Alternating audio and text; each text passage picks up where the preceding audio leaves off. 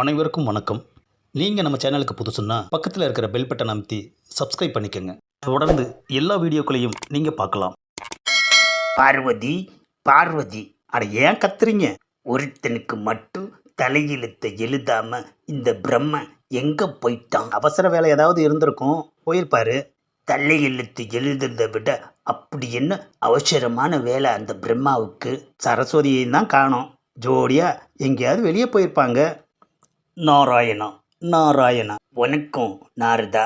பிரம்மாவும் சரஸ்வதியும் எங்கே போயிருக்காங்க? என்னது, அவர் சொல்லக்கூடாதுன்னு சொன்னார்.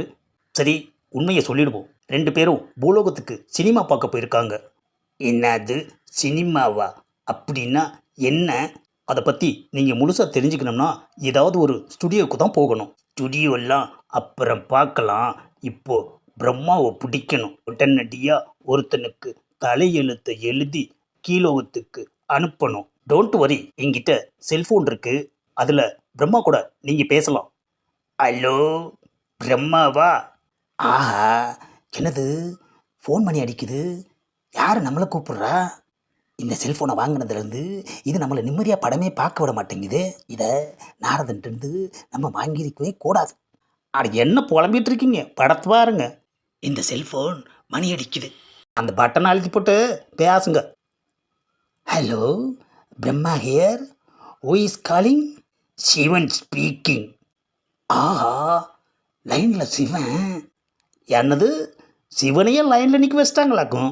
இல்லை சரசு, நான் செல்ஃபோன் லைனை சொன்னேன். சரி பேசுங்க. ஆமாம், ஏன் சிவா, நான் இங்கே இருக்கிறது உங்களுக்கு எப்படி தெரிஞ்சது? நாரதர் தான் சொன்னார். ஆஹா, போட்டு கொடுத்துட்டாரையா நாரதர். படம் முடிஞ்சு போய் நாரதரை கவனிச்சுக்கிறேன். அது போகட்டும். ஒருத்தனுக்கு தலையெழுத்து எழுதணும். வந்து உடனே எழுதுங்க. நான் உயிர் தந்து அனுப்பணும்.